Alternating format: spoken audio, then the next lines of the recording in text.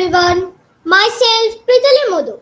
It's given me immense pleasure to welcome you all to this special webinar organized by Modak Academy. We are truly honored by your presence today and we are thrilled to have you share this momentous occasion with you. Today's topic, Indian aesthetic particularly in context of Acharya Abhinavagupta. Today, we are excited to have with us a young dynamic scholar Abhik Ganguly. He is a poet, writer, and scholar practitioner. Currently, he is a junior research fellow pursuing his PhD at the Department of English from University of Delhi. He did his post-graduation in English literature from the Department of English, Jamia Millia Islamia. He is a resident of Delhi with his native roots in Tegas Shantiniketan, West Bengal. His work has been published in various outlets like the Monograph, Indian Review, Hooghly Review, Setu Magazine and others. Now, if everyone is ready, let's get started. Sir, please start your deliberation. Thank you. Good evening, everybody. Thank you, Preeti. That was a really lovely introduction. And yeah, so let's get started with the lecture. What I will be talking about today is Acharya Abhinavagupta and his views on aesthetics, particularly how it shaped our understanding of what we consider in today's language as Indian aesthetics. So, Natya or drama has had various phases and existed in multiple incarnations since the dawn of civilization in the Indian subcontinent.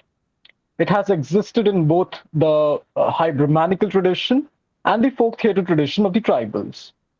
The Vedas are historically where the first traces of Natya can be found. The Rig Veda has dialogues, which is often a crucial aspect of dramas.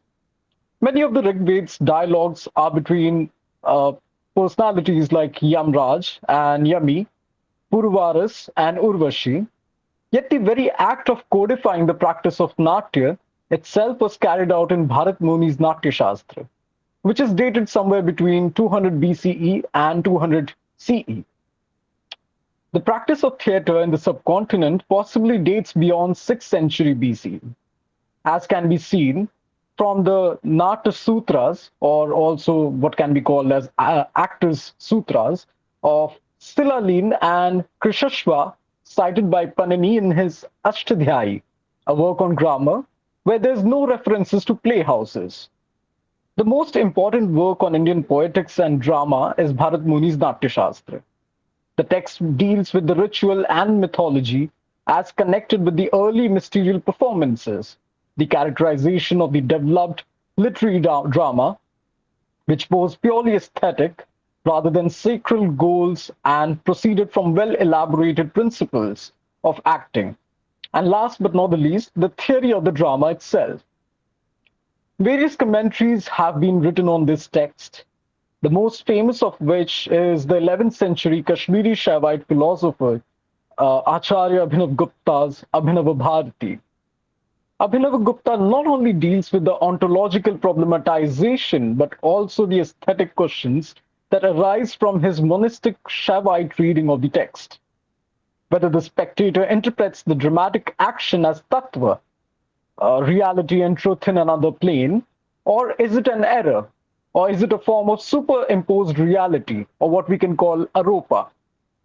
The Rasa Sutra of Bharat is explained by Abhinavagupta in accordance with the principles of Kashmiri philosophy called Pratyabhigana, self-recognition philosophy, and the theory of Abhivyakti, expression, as presented in Anand Vardhan's work, Dhvanyaloka. According to the Natya Shastra and other ancient Hindu writings, like the Yajnavalkya Smriti, music and the arts are also spiritual means and can facilitate the realization of the self or the Atman by enabling the mind to concentrate itself on the supreme soul. These forms of art are presented as alternative paths or marg with a potency akin to that of Shrutis, Vedas and Upanishads. The classical framework outlines 8 rasas, which later on became 9 rasas. First one being Shringar Ras, which is erotic, Hasya Ras, which is comic, Karun Ras, which is pathetic, Rodra, which is furious, Veera, which is heroic, Bhayanaka, which is terrifying, Vibhatsa, which is odious, Adbhuta, which is marvelous, and eventually the final ras that was added later on, which is Shantras, or tranquility. Each ras arises through a combination of vibhavas. Vibhavas means determinants, anubhavas, which means consequence, and vyabhaichari bhavas, or which are transitory states. But as much as Bharata identifies these components, he offers little explanation of how the spectator actually experiences rasa, or how this experience relates to the self. It is in response to this gap that Abhinavagupta writes his commentary, transforming rasa from a dramaturgical device into a spiritual philosophical revelation. Abhinavagupta asserts that the aesthetic experience is the self's expression of its fundamental emotions, such as happiness or love or grief. It is typified by the aficionado reflecting about their own state of being. The process of universalization or sadharanikaran, which I'll of course refer to at the later part of the lecture, occurs during the aesthetic contemplation of the characters depicted in the work of art, which is similar to the spiritual experience that allows one to realize immanence of the ultimate as well as mentally transcend the boundaries of one's own physical self. In the realm of the Indian aesthetics, a rasa can be defined as juice, essence, or taste. In Indian arts, it refers to the aesthetic quality of any written, visual, or musical piece that elicits an inexplicable emotion or even sensation in the spectator or the reader. The term that Abhinavagupta used was sahridaya, which can be translated to as a sensitive spectator.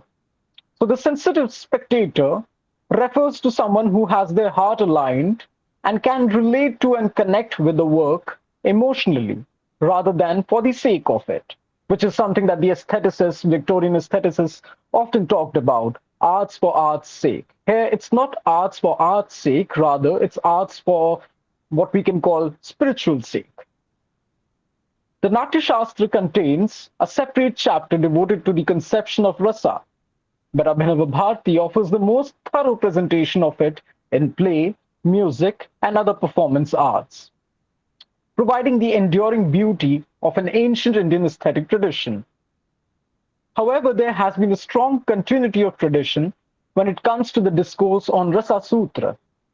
Various scholars over the ages have enunciated viewpoints from their lineage of thinking, such as Sri Shankuka wrote his viewpoint from the theoretical framework of Nyaya system, whereas Bhattanayaka wrote from the point of view of Vedantic and Samkhya epistemologies.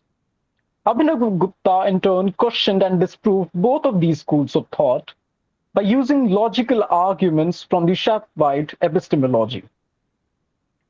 Rasa, in Sri Shankuka's opinion, is an issue of inference.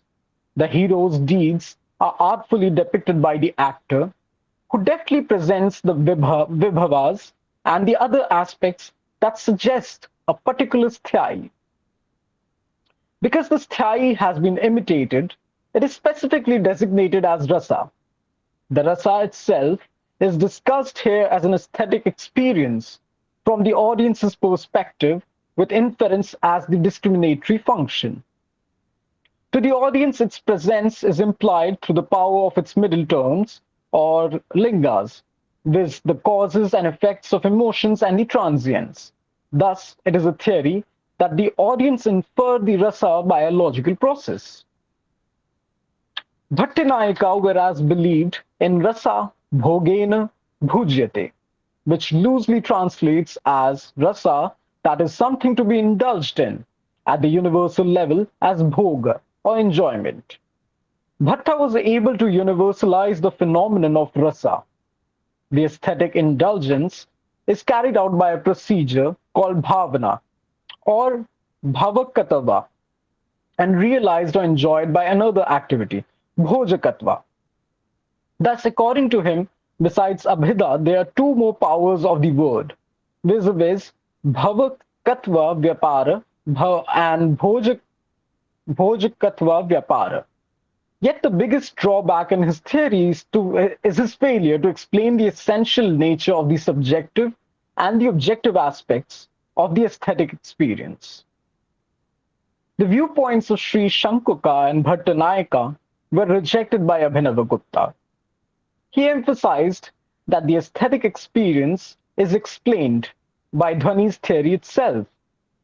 He disproves of Bhattanayaka's both the technical words that I mentioned. Rasa may appear in the Dhvanana tense. As a result, it is necessary to propose a method of enjoyment through Bhojakatva Vyapara. Rasa is limited to experiences and pleasures. Therefore, it is incorrect to say that its experience differs from its core. As a result, Abhinavagupta demonstrates that rasa is abhivyakti by Vyanjana and that anyone can analyze and characterize their rasa realization. For someone like Bhattanayaka, the aesthetic experience comes in the ambit of Maya, whereas for Abhinava, it transforms into a transcendental experience. For the latter, aesthetic experience consists of a complete absence of objective consciousness and is characterized by the predominance of vimarsh and continuous relation of universalized consciousness. It is also called chamatkar, which happens to be nothing other than rasa itself. The subject is independent of any individuality due to the aesthetic experience in which he's experiencing or she is experiencing or they are experiencing the entire universe as their own being. According to Abhinava, aesthetic experience belongs to the second level of spiritual experience, that is the level of Shakti, Ananda, Vimarsh, or Spanda.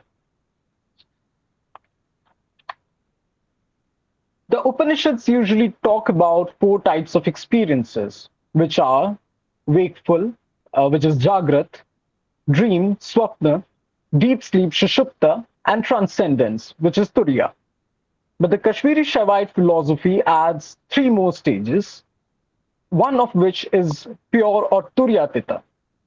While the first three stages are absolutely personal and subjective, the rest of the two are completely universal in nature. Abhinava says in his celebrated commentary, Abhinava Bharati, Drishyam Shravyam cha iti ekavachanena sarva sadharanatya eva yadyogam tachas prasyurdirupam na bhavati drishya ravya yoyostu bahutarasa sadharanayo papati. Now I'll translate what it means actually. Where only the direct perception of the beautiful object of hearing and sight leads to the beginning of an aesthetic indulgence, drama pulls in multiple ears and eyes from the spectators at one time. Thus, these two senses automatically qualify to be called aesthetic senses. Yet, an aesthetic object isn't enough to lead one into an aesthetic experience. They need to have a strong power of visualization as well. Abhinava calls such kind of an aesthete as Sahridaya. When the perfect spectator or Sahridaya isn't there anymore in the objective world, but in a purely subjective world of their own, where they're one with the production that's taking place on the stage, then they can be called as Sahridaya. They end up giving responses to a scene as the protagonist of a play does. As noted aestheticist Ganesh Triyambak Deshpande comments on Abhinavagupta's Abhinava Bharati, that what Abhinava really meant was that emotion de-individualizes an individual. It frees them from those elements which constitute individuality, such as place, time, etc. All those conditions that bind a human being to those physical realms of consciousness and not let them transcend from their physical planes because they are restricted to those modalities of their thinking. So, of course, like I said, in the starting of my lecture, I had mentioned about Sadharanikaran. So let's talk about Sadharanikaran now. What is Sadharanikaran? Now, when we break down, when we trace the etymological root of this word, we realize that it means something along the lines of process of casualization or process of universalization. Sadharani Karan. So you need to break those two words, and when you club them together, then you get a sense of what it actually is trying to mean.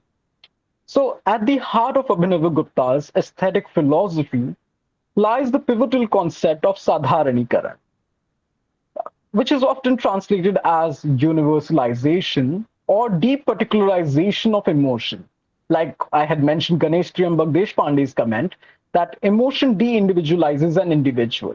So somewhere the de-individualization, the process of de-individualization is extremely crucial for this whole thing to happen, for this whole thing to materialize.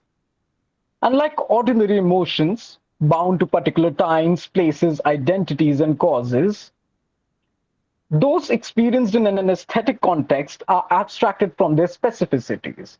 So I'll try to break this down because this might sound like a lot like a technical jargon. So the thing is, let's say you meet an old friend, you see an old friend, and you go into that mode where you go into nostalgia and you start thinking about all the good times you had spent with that friend. And you get happy that, yes, oh, yes, I'm meeting my old friend, I'm getting into that happy mode. Or you meet your old enemy. You meet your old enemy, and those feelings of anger, those feelings of, let's say, depression, manic anger, and all of those emotions come back to you. So the thing is, the problem is that you are being stuck. You're getting stuck to a particular modality of thinking, to a particular modality of feeling. Whereas when you are put in an aesthetic context, it's totally absent from all these modalities that are there. You're totally involved as a person there who wants to transcend those very modalities of thinking that are restricting them at first place. This abstraction enables an impersonal, universal participation in emotion that is both effectively rich and spiritually liberating. Essentially, why is it spiritually liberating? Because it helps one person, or it helps the Sahridaya who's watching the drama unfold in front of them. It helps them transcend the very limitations that are binding them at first place. For example, when a viewer watches a dramatic portrayal of Karunaras, pathos on stage, for example, let's say a mother is grieving her child on stage, the viewer doesn't experience their own grief.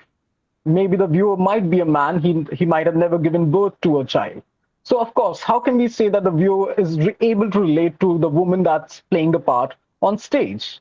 It's because the viewer directly assumes the character's grief. What they experience is a distilled, generalized sense of sorrow that is no longer embedded in egoistic attachment. It is a sorrow made luminous and contemplative, absolutely not oppressive or personal. It's a universalized emotion at that point.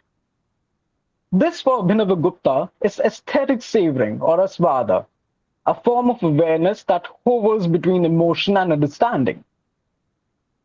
This process, he argues, cannot be explained merely in any psychological terms. It is not simply about emotional projection or catharsis. Sadharanikaran is metaphysical, entirely metaphysical in nature. It reflects a deeper ontological truth that consciousness, which in its pure state is universal and not confined by the ego or ahanta. Through aesthetic absorption, the conditioned self, jiva, is temporarily suspended, allowing the unconditioned self, which is Shiva consciousness, Samanya Chaitanya, to emerge as the locus of experience.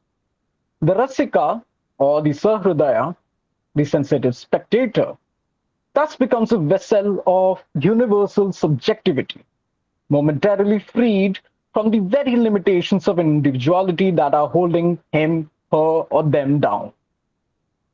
In this context, the aesthetic subject, Rasa Aswadan, occupies a liminal space between the character and the audience, between the world and its transcendence, as a third space which is standing right next to you but not quite really accessible to you. They're no longer an individual reacting to discrete stimuli, but a universal witness relishing the essence of feeding without attachment. This is why Abhinavagupta considers the aesthetic experience akin to mystical contemplation. It is not a suspension of thought, absolutely not, but rather a sublimation of thought into pure awareness. Now I'll talk about rasa as Brahmananda, aesthetic experience as spiritual realization. In a daring philosophical move, Abhinavagupta aligns aesthetic experience, rasa anubhava, with Brahma Ananda, the transcendental bliss experienced in spiritual liberation, moksha. This identification is absolutely not metaphorical.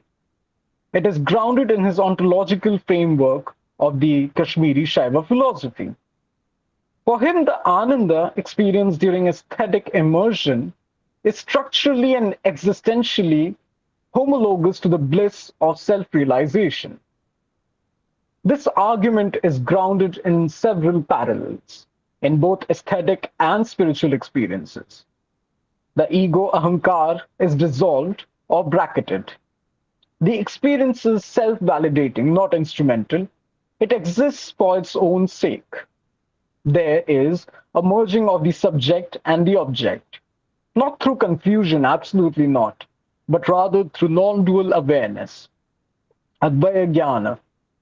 The experiencer becomes a passive yet illuminated locus of consciousness, fully present yet quite detached to all those people who might be sitting near them, because they might not be there physically present as what we can consider in a normal mode of consciousness, but they are somewhere present as universal form of consciousness where they're united with what's being presented on stage. Absolutely one with that. No difference whatsoever. In Abhinavagupta's Shaiva metaphysics, the world is a manifestation of Shiva Shakti, the non-dual unity of consciousness and its energy. The jiva is contracted form of Shiva, bound by Maya, and Anavamala, the impurity of limitation. Aesthetic experience offers a temporary lifting of this veil of contraction, revealing a flash of the pure, reflexive bliss of consciousness that is Shakti itself, which is why we often call it Ananda or even Chamatkar, and all those parts of self-reflexive awareness that is Shakti itself as Shiva's consort. The phrase Brahmananda Sahodara, often used by commentators, means that rasa is the sibling of spiritual bliss. It doesn't fully dissolve the ego permanently as samadhi does, but it suspends the ego long enough to allow a taste of what true liberation feels like. This tasting asvada is not ordinary pleasure. It is chamatkar itself, a moment of wonder-filled astonishment in which the soul glimpses its own unboundedness. What is art really then? Because if we look at Western philosophers, when we look at Aristotle, Plato, and of course, then when we consider Aristotle's poetics says that six things are very crucial when it comes to constructing a play: plot, character, thought, development, melody, and diction. These six things are the most crucial aspects of what constitutes a dramatic structure of a play. And after that, when we look at it, there's three things that constitute the structure of the play itself, which is introduction, the climax, and the ending.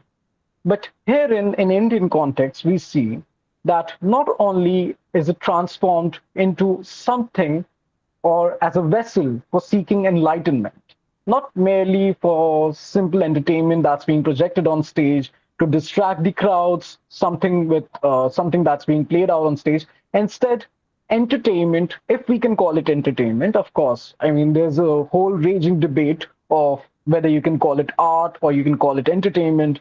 But somewhere deep down, when we go past the debate of art and entertainment, in Indian context, um, these kind of stage productions become a vehicle essentially for enlightenment, which isn't the case with the Western modes of thinking or Western stage productions. Um, of course, we can't reduce it to simplistic binaries. That is also dangerous. But then we have to notice the contextual grounding in which both of these traditions are separately emerging from. So art then becomes not a mimesis of reality, like Aristotle had said, but rather a metaphysical mirror that allows consciousness to witness itself. Rasa is not the decoration of truth, rather, it's a mode of experiencing the real itself. This is why Abhinavagupta grants aesthetics such high ontological status in the Kashmiri Shaiva soteriology. It prepares the soul for liberation by training it in non attached savoring, a rehearsal of the spiritual state. So, when we are talking about mm, all of these states that are there, the vibhavas and the sthai bhavas, the psychological states that are there, we need to note one thing that Abhinavagupta, in his commentary Abhinava Bharati, ensures that one crucial thing is there, which is that Shantras is the fundamental ras, and all the other rasas are rather impositions on it. So man's true nature lies in realizing that Shantras that is there. But somewhere deep down, of late, if we see there's a lot of action films that are coming, so can we really try to gain Shantras, let's say, out of those action films? I believe that's rather hard to come by because somewhere deep down, different sthai bhavas are being activated, different psychological states are being activated, and we can't trace our mind back to the stillness that is there. Although there are some filmmakers who can perfectly capture that Shantras. If you have seen Satyajit Ray's Pothe Pachali, especially that train scene where the train is coming, and it's a very beautifully, poetically shot scene. If you look at that scene and if you feel that you are losing yourself in the film, you don't remember your own bodily awareness, you don't remember your awareness of your own mind, then it is something along the lines of losing yourself as a Sahridaya. You are losing yourself in that production that's being played on in front of you on the television you're seeing, or even the cinema screen that you're seeing. You're lost in that beautifully constructed poetic shot of that cinematic moment. So, of all Abhinav Gupta's contributions to aesthetics, nothing is more provocative and profound than his defense and elevation of the Shantras, the rasa of stillness, equanimity, and spiritual detachment. Theoreticians who arrived before Abhinavagupta, like I mentioned, Sri Shankuka and then Bhattanayaka, all of these theoreticians from different schools other than Kashmiri Shaivite episteme have their own thoughts to offer. And they rather believed that Shantras was not somewhere as important as Abhinavagupta believed it to be. So they wanted to relegate Shantras, or perhaps they didn't even know about Shantras, because what we believe as per modern Indian academicians that Abhinavagupta is the guy who came up with the concept of Shantras. But I don't know how much of it is true, but it's said that he's the one who added it to the canonical Rasa Sutras that were there. So, anyways, when we come back to the Shantras, Abhinavagupta was the first personality, or rather the first philosopher of such high eminence, who stressed on Shantras and its importance, how much stillness matters. So, they treated it as a passive or negative experience.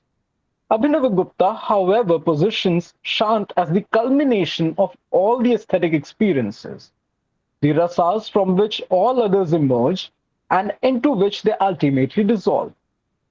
Now, Shantras is something that is often described by many spiritual teachers. For example, Jiddu Krishnamurti explained it most beautifully when he was talking about Shantras. He was asked that how can we achieve equanimity, or how can we achieve the stillness of mind that is there, that is often the end product of all the yogic practices that we pursue.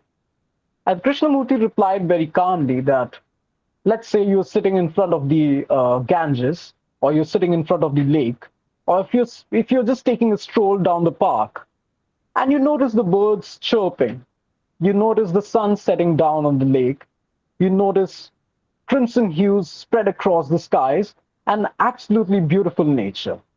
You realize that it is something truly beautiful. It is truly something mm, that you haven't seen before. And slowly, gradually, you're not aware of your own bodily awareness. You're not aware, you're not conscious of who you are. Let's say I'm Abhik. So when I'm taking a walk, I'm taking a walk like Jiddu Krishnamurti did, and I'm witnessing the nature for what it is.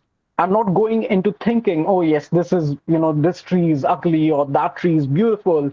This bird is beautiful, that bird is ugly. People are not good, people are bad. None of that. I'm simply witnessing them for what they are, simply in a pure witness mode. I'm taking a walk, I'm seeing everything for what it is.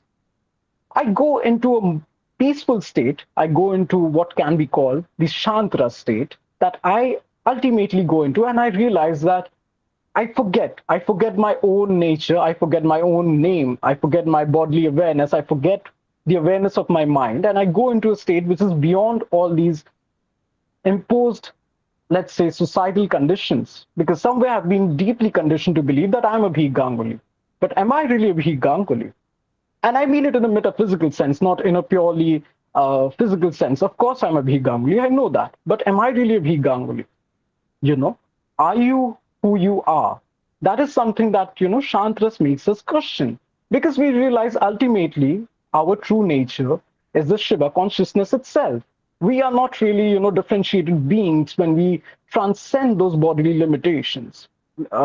We don't see people for what they are. Rather, we empathize with them.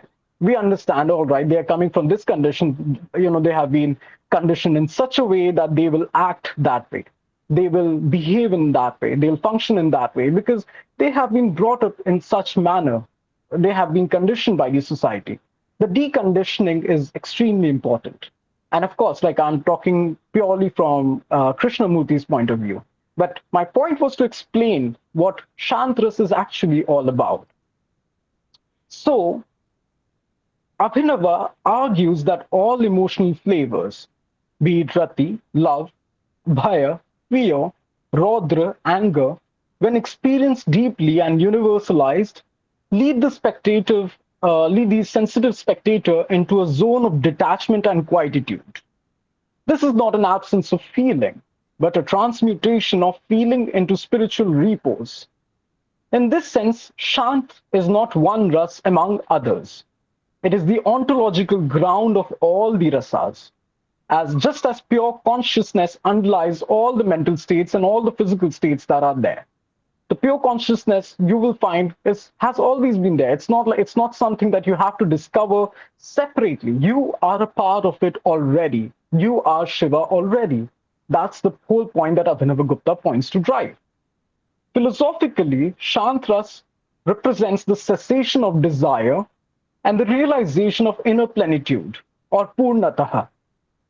It is the rasa that corresponds most directly to the fourth and fifth states of consciousness as described in Kashmir Shaivism, the Turiya and the Turyatita. Both these states of awareness are beyond waking, dreaming, and deep sleep. Shantras offers a foretaste of that non-dual stillness, where all the plays of the forms ceases and one abides in the unstruck resonance of the self. There's no us, there's no them, there's only us. Them is also us. In the sense that there's really no barriers, there's no differentiations, there's nothing. It's all resting in Shivahood. In performance, this rasa may be evoked through depictions of renunciation, meditation, philosophical dialogue, or existential solitude. Like I mentioned, when we see action films, of course, we are not going to experience that stillness that is there because our minds are excited and we are looking at that action. We are let's say, watching Sunny Deol, um, plucking a hand pump from the ground. So, of course, we're not going to feel that stillness there because we are being excited. Our mind is getting visually stimulated, and we go into that mode of thinking where we want to identify as Sunny Deol, but we are not Sunny Deol, to be very honest. So, this true realization depends not on the theme, but on the spectator's inner maturity as well. If the spectator is not matured from their own mind, then also it becomes difficult for for the person to go into that mode of stillness. Because let's say a person who's not initiated into all of this school of thought, they go and see, let's say, an act of renunciation on stage, a sadhu walking on stage. Would they go into that mode of stillness as a Sahridaya? The answer is probably not, because they're not initiated into that tradition. They don't have that aesthetic sensitivity in their heart. Only a Sahridaya, already predisposed to spiritual introspection, can truly savor Shantras. Thus, Shant is not just a ras. You can also call it a spiritual barometer, revealing the degree to which art itself can become a path to transcendence. To fully grasp the metaphysical sophistication of Abhinavagupta's aesthetic theory, one must understand its grounding in Trika Shaivism, the non-dual tantric system of Kashmir. In this ontology, the world is not only Maya in the sense of illusion, but a real dynamic expression of Shiva as Shakti itself, whose intrinsic nature is Chit, consciousness, Ananda, bliss, and Spanda, vibration. The divine is not a distant being, not an overseer sitting in the skies who'll throw thunder at you if you don't follow the instructions. Rather, it is the immanent ground of all becoming and being. Within this vision, art is not merely a human activity. It is a microcosmic repetition of the cosmic Leela of the play of Shiva Shakti, and absolutely non dual. They are not separate from each other as well. His Shakti is not just energy of Shiva. She is aestheticizing principle of Shiva as well. That which gives the form, rhythm, texture, and effect to the unmanifest consciousness that is Shiva itself. Abhinavagupta maps this cosmic process onto the aesthetic encounter. In simple words, what we can say is that the drama is the created world itself. The playwright or artist is Shakti, shaping reality into an expressible form so that mere humans like us can understand.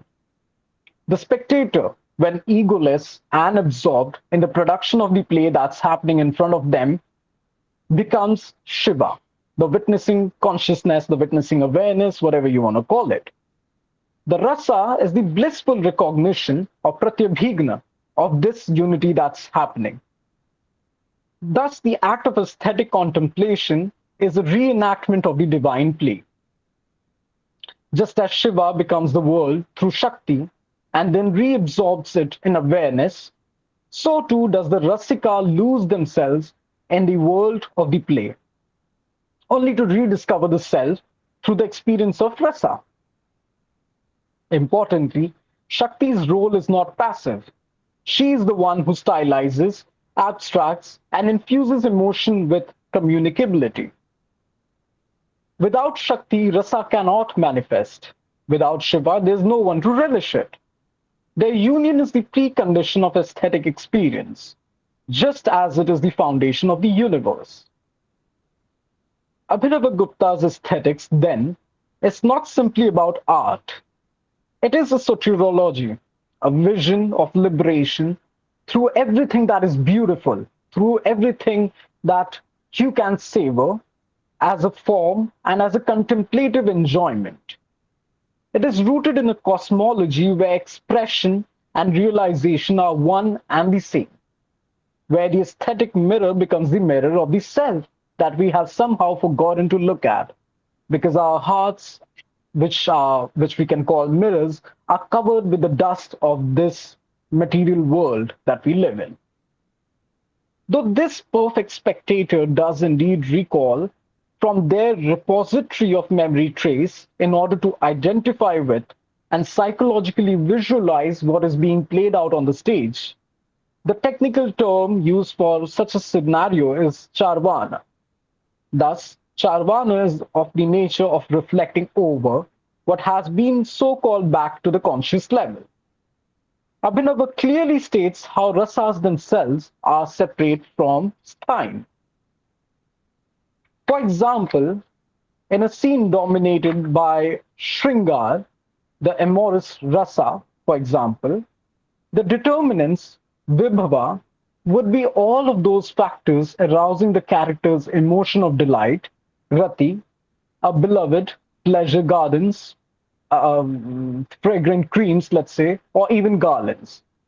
The consequences or anubhava would be all the visible reactions to that emotion, such as sidelong glances, gentle speeches, playful movements, and so on. Finally, the transitory states, vyabhicharan, would be those accompanying the primary emotion or stable state, which is thyai bhava. For instance, joy, jealousy, shame, etc. Therefore, shant ras is the fundamental ras, and all the other rasas that are there are merely its variants brought about by the superimposition of various thyai bhavas. It is noteworthy that Abhinava alludes to certain ancient Natya Shastra manuscripts in his Natya Shastra Bhashya, which is Abhinava Bharati, where the Shantras portion is addressed prior to the Shringaras or the erotic ras. Of course, there's always a danger that one might try to find this sadharanikaran process, this process of universalization, whilst walking on a footpath. Because, of course, you try to find that kind of universalization when you're taking a walk or when you're crossing a footpath, chances are that you would get run over by a car or you would get run over by a truck.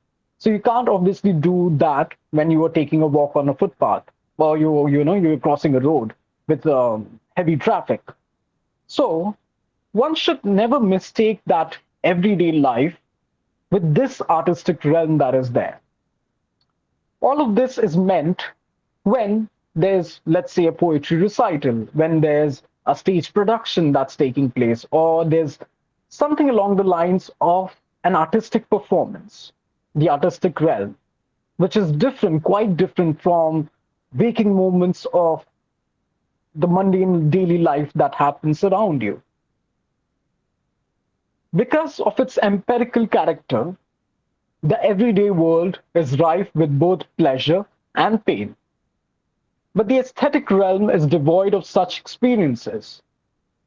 It emanates in Ananda's bliss, surfaces in bliss, and melts in bliss itself. The experience of the state of Shanta consists in the experiences of the self as free from the entire set of the painful experiences which are due to its external expectations, and therefore is a blissful state of identity with a universal self. It is the experience of the self in one of these stages on the way to perfect self-realization.